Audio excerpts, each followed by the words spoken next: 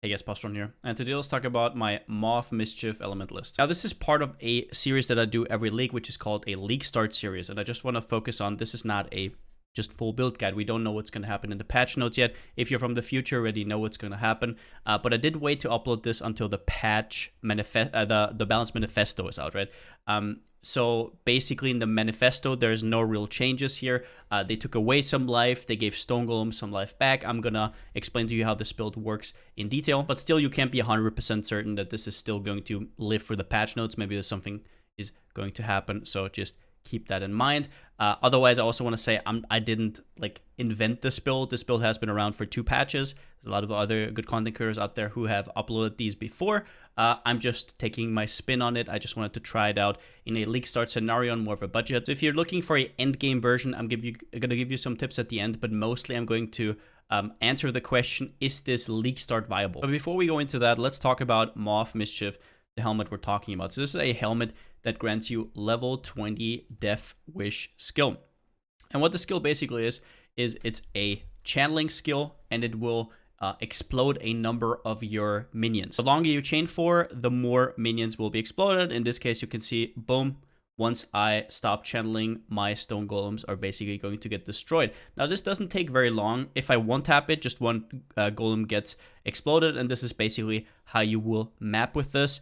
You obviously don't only have Stone Golems, you also have some skeletons to help out that you can explode. You have some Herald of Purity minions to explode. So while mapping, it's not like you have to always wait until those golems respawn. Now, there is a maximum to how many minions you can explode, and then it's 13.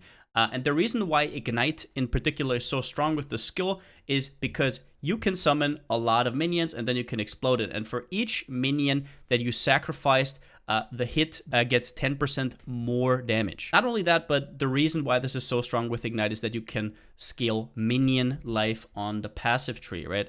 To actually increase the HP of your minions and, so to say, scale your base damage. Now you can see this as sort of a reverse detonate dead. You're exploding the living, whatever you wanted to see.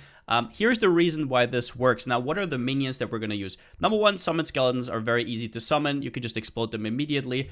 But there is 2 other things about this. Number one is Herald of Purity, which is basically going to just resummon minions while you're mapping. This is incredibly strong for mapping. Otherwise, if you're bossing, you will not need this. But the biggest thing here, and our health sponges, actually I don't have the right ones up. Let's fix this real quick. One of these is supposed to be a Chaos Golem, but basically our Stone Golems have the highest HP, and the reason why this build works is because of the Liege of the Primordial Ascendancy. And what this does is every 4 seconds, your golems are going to be resummoned. So instead of having to, I don't know, summon skeletons every time, having to explode them, they're just going to come back naturally, as you can see here. Now they're respawning. So this just gives this build a lot of flexibility. I would not do this without them.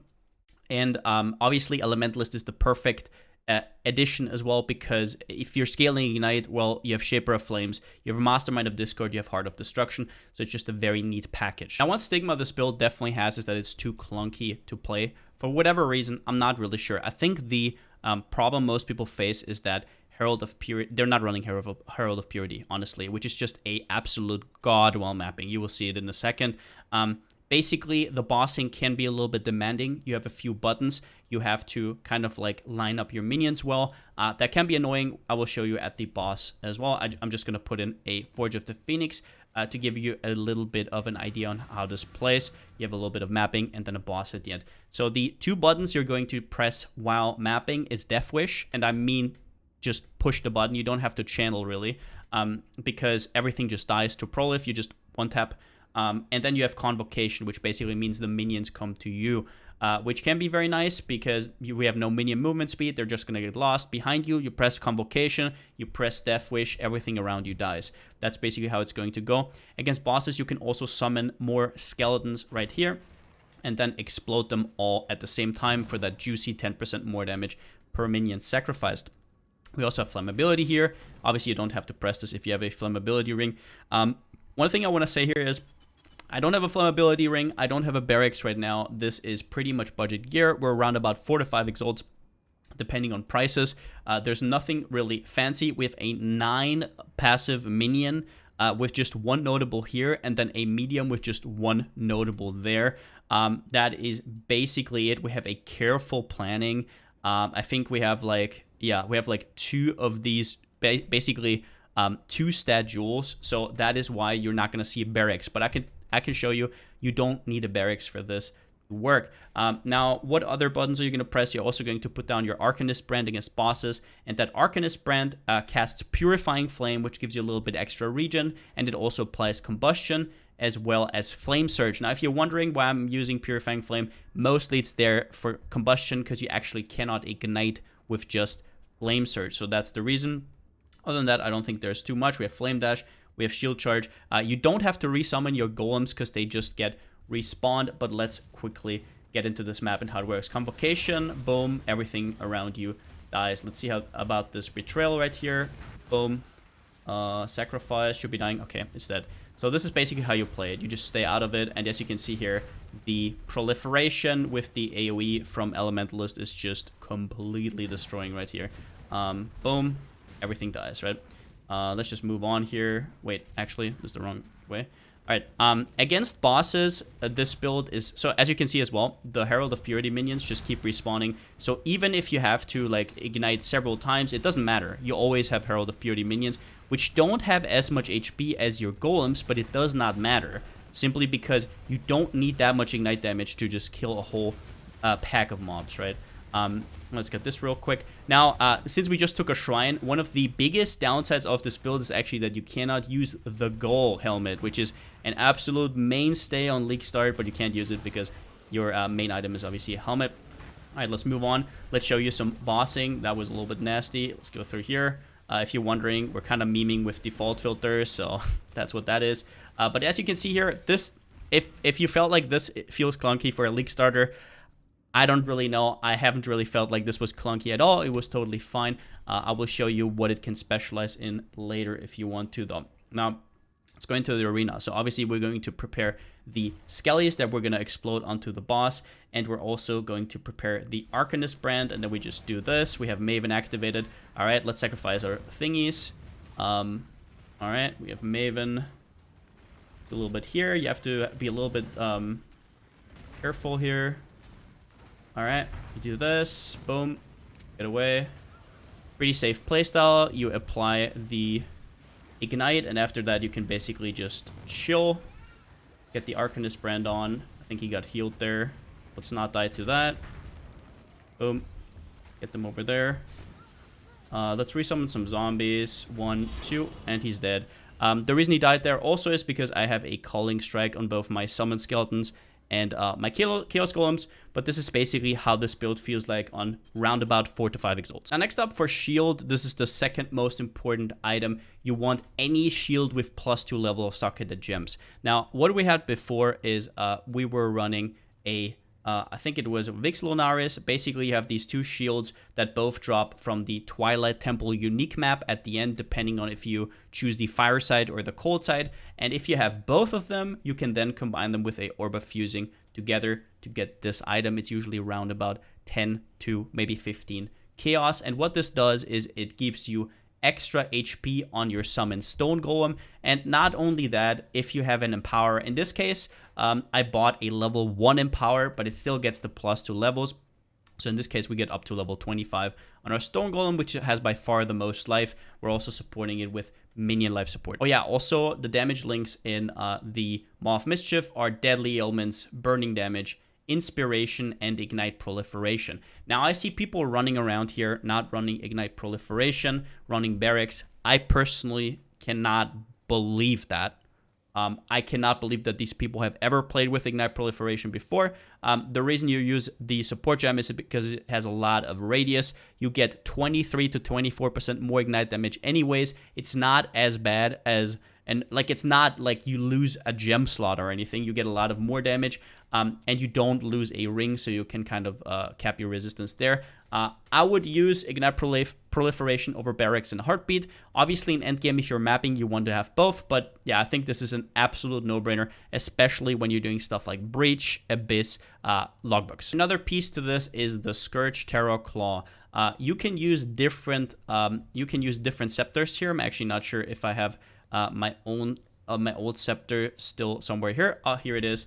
Before I just had a plus level of physical skill gems here because it gave +1 to Stone Golem, and it had basically nothing else. It had like fire damage over time multiplier crafted, but once you get to Scourge, that's really, really strong. They can cost from 2 to like 20 chaos. Usually they don't drop from Pit of the Chimera anymore. They're a global drop. They're pretty damn common as well. Increases and reductions to minion damage also affect you at 150% of their value. So if you get 10% minion damage, that counts for your ignite for 15% basically. And what it also means is it means you don't have to take spiritual aid anymore. What I will tell you is if you don't have a Scourge, you have to take spiritual aid, just so you know. In our claw, we have shield charge and faster attacks just to get around the map. And then we have convocation as in one link here. Now, other than that, in our body armor, now one of the biggest things that people forget when they say Maw of Mischief is expensive is you don't need a 6-link, okay? So I understand that Maw of Mischief can be a barrier to entry. Number one, you can farm the Div-Cards yourself. I'm going to talk about that. But number two, you do not need a 6-link for this build. You can do that later. Once you get money for a Skin of the Lords, you can put in Stone Golem, you can put it in Power, enhance some other stuff. But right now, you don't need it. And what that means is you get really good mods on your body armor. For example, you can get Spell Suppression, Life, some Regen, Res. Think about it this way. If you had to get a 6-link, for example, a Astral Plate or like a Triumphant Lamellar, and you just spam like Greed Essences, you're never going to get something like this. At least not on average. So that means overall your body armor will not only be super cheap, but you can also go out of your way and buy some of the better ones. As for gloves, very important here, once you can get to it, is get the exposure and hit applying fire resistance. You can also go for Wave of Conviction, but that's one extra button you have to press, which is super annoying. And you really always want to have that, that exposure on. It's not just 11% res. It's plus 25, so it's actually minus 36 resistances, which even while mapping can be very nice against some of the Arch Nemesis mods that give fire res, for example. So that's very nice. Otherwise, these gloves are complete trash, just a little bit of spell suppress, some life, basically it. My belt, nothing really interesting there. You'll need some strength most likely. Dexterity is also kind of a problem, which we kind of have fixed with our amulet. We get a little bit of damage over time multiplier, but there's no +2 levels or anything here. Obviously, if you had a +2, this would completely pop off. Death Rush is very nice just to get a little bit of Chaos Res going. Also, the Onslaught just makes mapping a lot nicer. This is just there to fix some more resistances. And on your boots, once again, you're just looking for a little bit more resistances and try to cap your spell suppress. Now, as for flasks, I had to use a mana flask for a long time, so don't be disheartened if you have to do that. You can, for example, cut the Jade flask. What I would never cut are these flasks here. Number one, you need a life flask with corrupted blood and bleed immune, because you don't get that anywhere else. You really want a quartz flask just to phase through enemies. It can be very nice, especially with damage over time builds. Sometimes things die behind you, so you want to phase through them while they're like busy dying, right? We got Effect of Curses on there. Like I said, these are not perfect. Perfect flask would look different, but I also got a Granite flask with some armor. And I got a I got a Quicksilver. I don't even have movement speed on there. A little bit of extra evasion. Nothing really fancy there. Other gem setups that I have here are Arcanist brand. I already talked about this. It's linked with Purifying Flame, which applies combustion. Flame Surge, which gives you a more damage multiplier. And once again, Flame Surge cannot apply combustion because it says here cannot ignite, and you have to ignite in order to get the debuff. Flammability, you don't need this if you have a Flammability ring. Summon Chaos Golem. So people have been asking me why I'm running Summon Chaos Golem when Stone Golems are just have way more HP. Just summon 3 Stone Golems. Well, number one, it doesn't really matter. You only have to explode 1 Stone Golem to actually get the big ignite off. And number two is you also get buffs from these golems, right? And with the buff effect, we get, I think, like we get 9 to 10% increased physical damage reduction from the Chaos Golem, which I just didn't want to miss. One thing I will say is that getting extra golems is actually very valuable, and if you have something like an Anima Stone that gives you a 4th golem, which was not in our budget, it can be incredibly expensive at League Start. Definitely do so. Right now we're sitting at 3. In our body armor we have Defiance Banner. Now I know Manifesto, Defiance Banner is probably not going to be very good.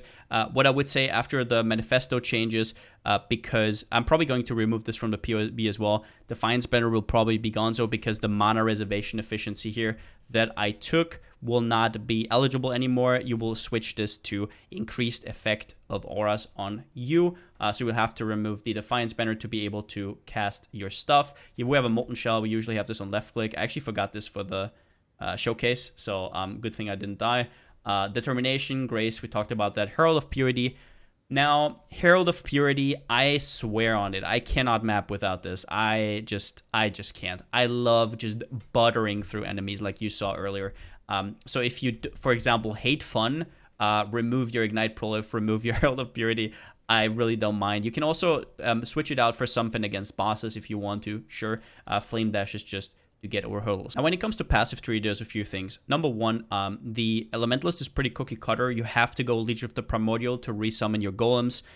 You have to go Shaper of Flames, you go Mastermind of Discord, you go Heart of Destruction. Some people are going for the Chill or the Shock, and I just cannot disagree more. The 60 area of effect here is so huge. Not only does it give you more explosion radius, it also gives your proliferation more radius. It's just so good. It just proliferates way, way, way more. And Mastermind of Discord is just a no-brainer. I think everybody's taking this.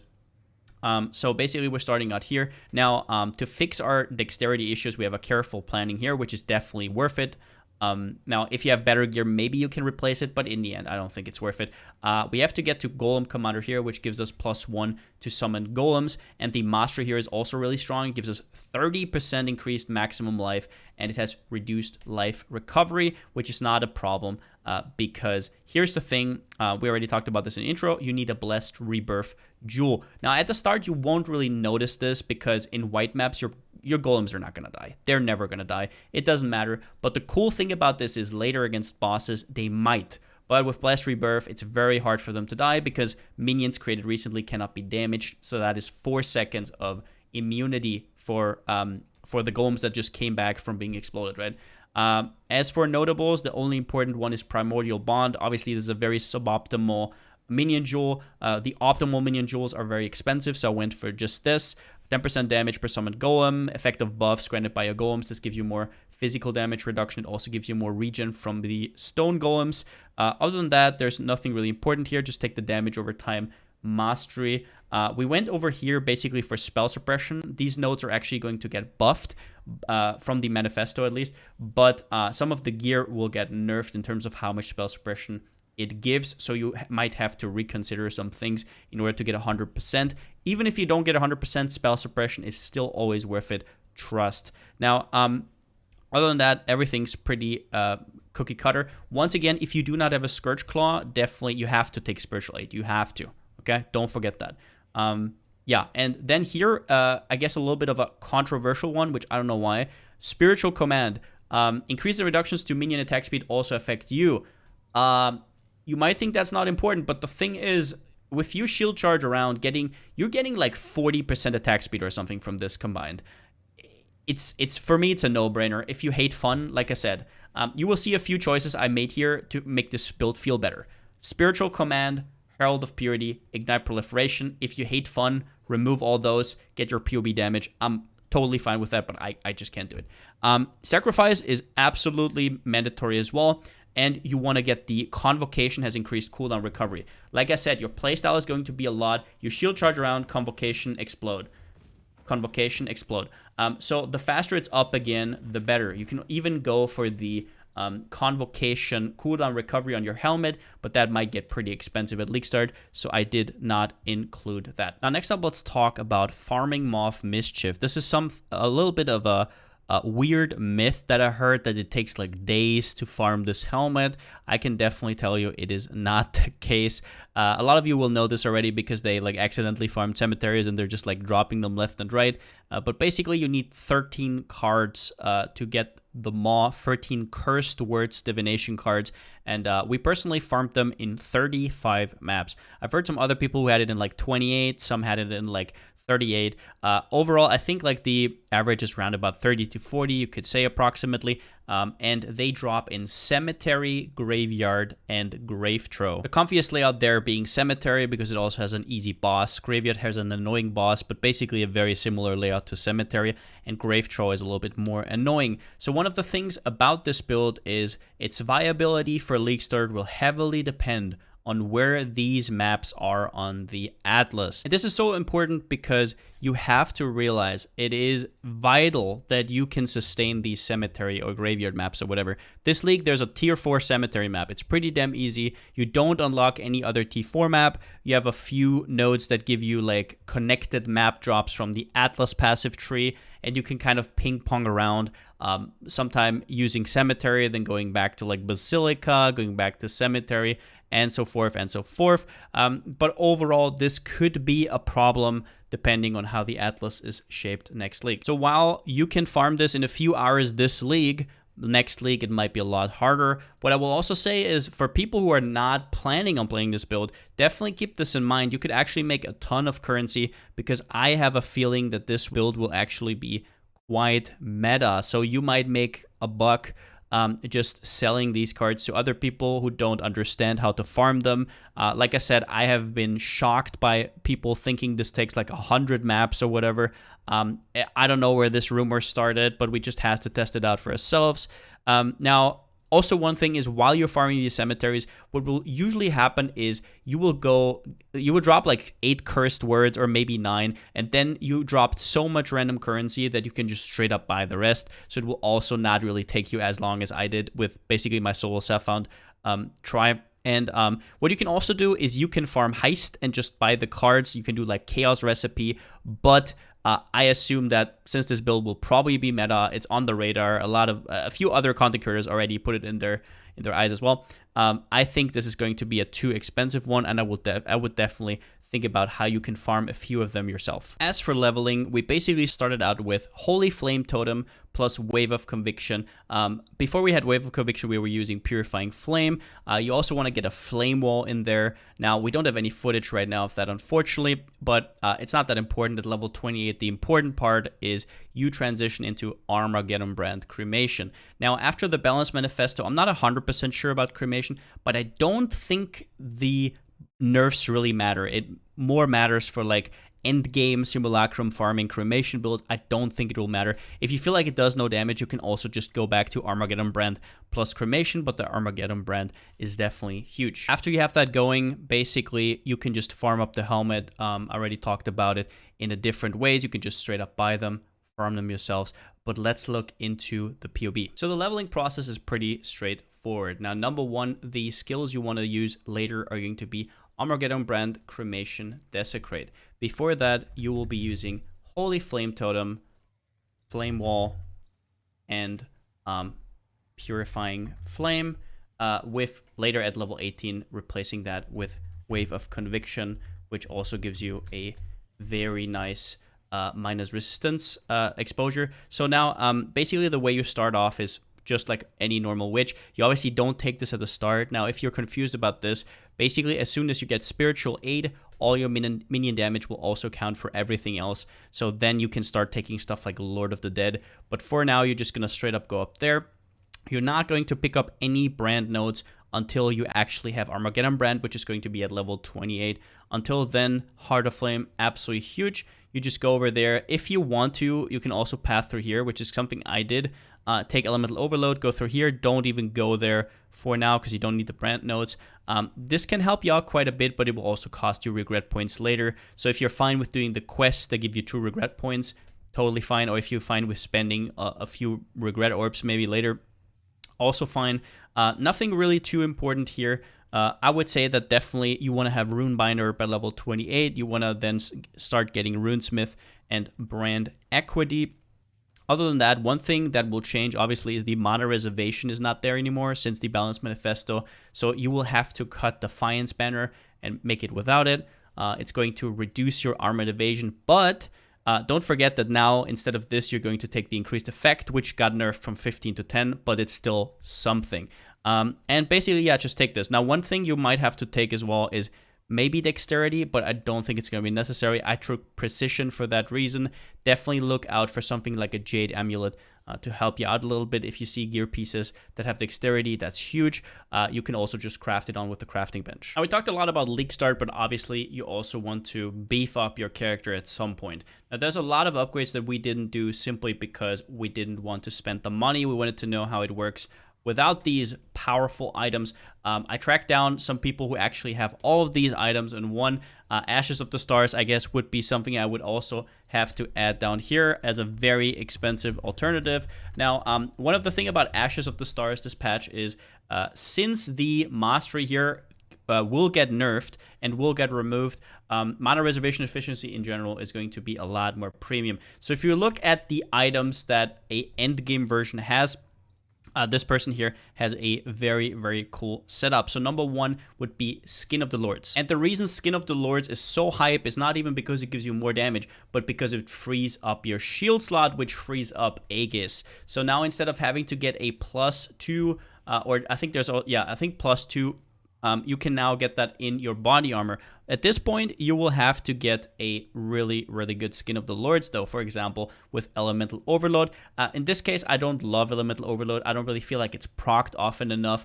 But whatever you want to do, you can also just get a Skin of the Loyal with a +1 corruption.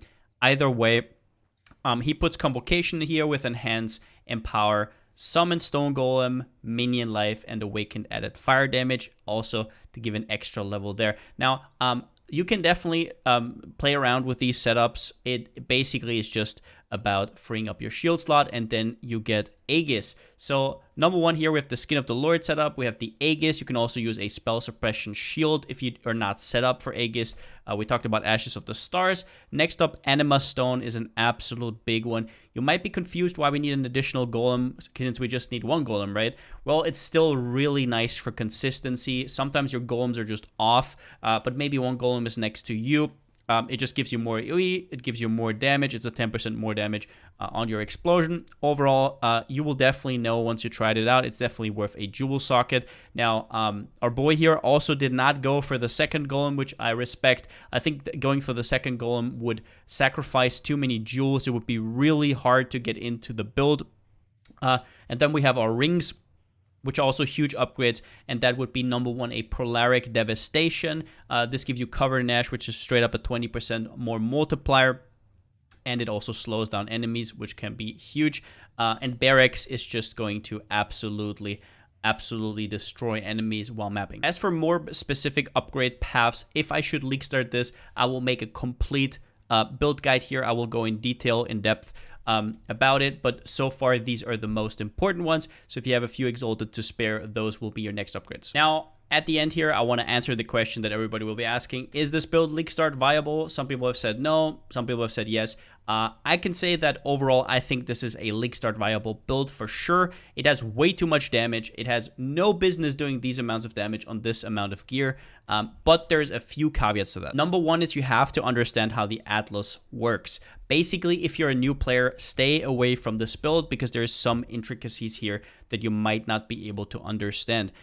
Cemetery is here. If you just go willy-nilly unlocking maps, you're not going to drop any cemeteries. You have to make it your own T4 map and then like run Basilica. You're going to drop a lot of cemeteries because it's next to it, stuff like that. If you understand those kind of scenarios, if you understand what this does here, if you understand connected map drops, you're going to have no problem whatsoever. Now, you can still make it if you don't do it this way. Like I said, you can just heist and do Chaos Recipe and just buy the cards, but that might be rough if the build becomes meta.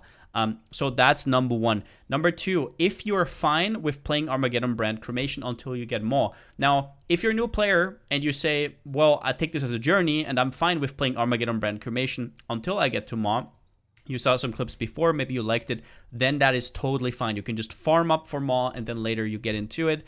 It's a pretty smooth transition overall. It doesn't even need too much regret points. So that's the number two, I would say. And the number three is you don't mind pressing buttons. So basically, this build is not very button heavy in maps. You press Convocation, boom. You press Convocation, boom. That is all you do. But against bosses, oh boy, sometimes it gets pretty hefty over there, and I've died sometimes by misclicking on certain things.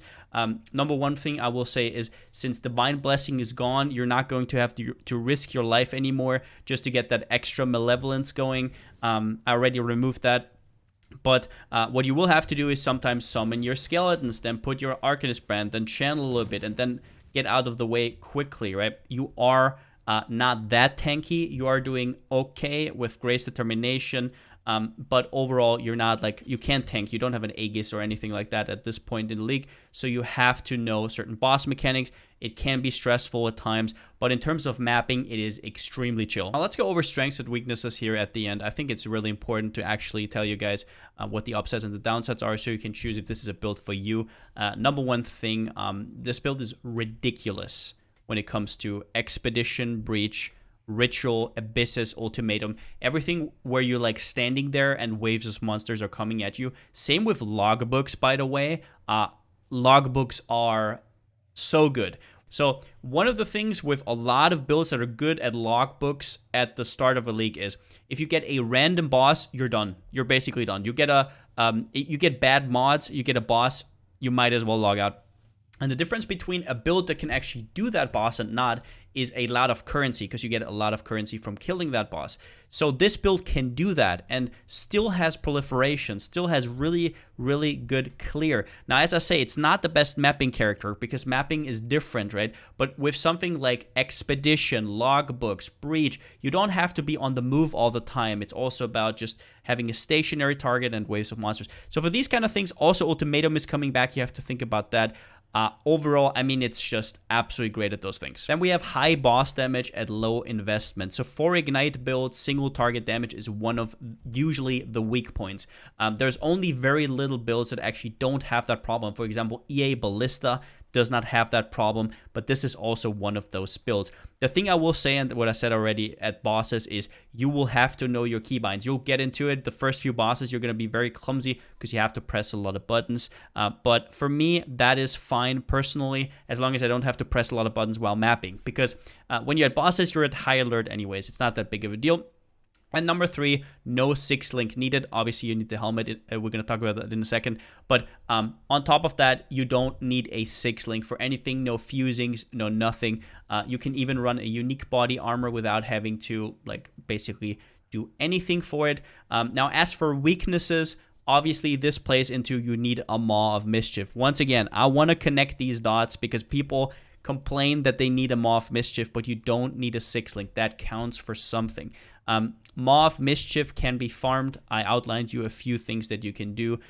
Overall, where the maps that drop the divination card, which is Cemetery, Graveyard, Grave Troll, once again, where they drop is going to determine how expensive these cards are going to be. Is it going to be meta? That's also going to depend. But overall, Maw of Mischief is obviously needed. What I will say is that I had quite a blast with just Armageddon Brand and Desecrate. Until then, I had no problem whatsoever. So you can just progress with that as well if you're fine with that. And then mapping is only decent. So what I said here is similar to Seismic Trap, but that is only if you don't use Herald of Purity and Ignite Proliferation. Also, on top of that, this passive note, once again, Spiritual Command will make your shield charge so much better. I feel like way too many people are just looking at their POB damage and not looking at these quality of life improvements. I understand this doesn't add any damage to you that you can show your friends, but trust me, this gives you 40% attack speed for your shield charge. You're going to love it. Herald of Purity is going to make mapping a lot easier. If you want to swap it out for something against bosses, fair enough. You can also swap this out against bosses if you want, fair enough. But these 3 things will absolutely make your mapping experience a lot better. But yeah, overall conclusion of this build, I absolutely loved it. I was actually a little bit alarmed. So many people told me this is clunky before I tried it on myself. I told you throughout the video what you can do against that. I feel like when people tell me that a build is clunky, there's usually ways around that people just don't want to take because they lose POB damage for some reason. One of the things definitely that you have to train yourself is click those buttons at the right time. So if you're clumsy at bosses, that might be a problem. But at the same time, I mean, you can just gear up more before you do those bosses if you want to, right? But you will have to get your rotations in. Other than that, I had a ton of fun. We're also currently Leaguestart testing a lot of builds over on twitch.tv/Palsteron. I integrated a few things from the Balance Manifesto already, but once again, be warned, the patch notes aren't out yet when I recorded this, so maybe something else will change. In that case, I'm sorry, I can't really get into the future. Once the patch notes are out, I only have like 7 days, so it is what it is. I have to test before.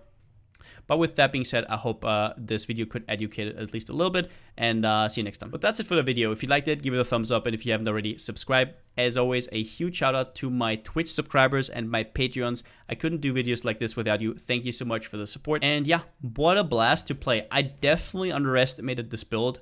I'm gonna say I thought this would be completely terrible for mapping, but honestly, once I had the Convocation going with the cooldown reduction from the Minion Defense Mastery, I mean, it just popped off.